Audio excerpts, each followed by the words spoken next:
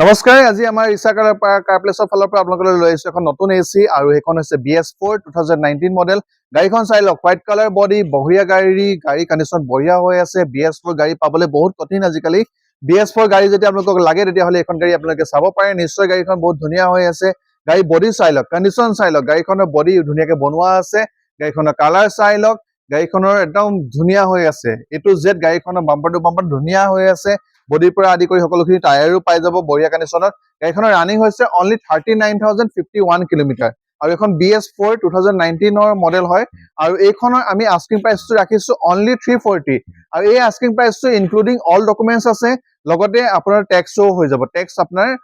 গাড়ীখনৰ life time tax আপোনালোকৰ পাই যাব গাড়ীখন চাবৰ কাৰণে আপোনালোকে আহিব লাগিব আমাৰ ইছা কাৰপ্লেছ যোৰহাট মাললি ঢেকৰগড়া ৰোড আৰু আপোনালোকৰ স্ক্ৰিনত কন্টেক্ট নাম্বাৰ দিয়া থাকিব লোকেশ্যন দিয়া থাকিব আপোনালোকে আমাক কন্টেক্ট কৰিব পাৰে আৰু আপোনালোকে ফিজিক্যালি আহি গাড়ীখন চাব পাৰে আপোনালোকে যদি BS4 এচি বিচাৰি আছে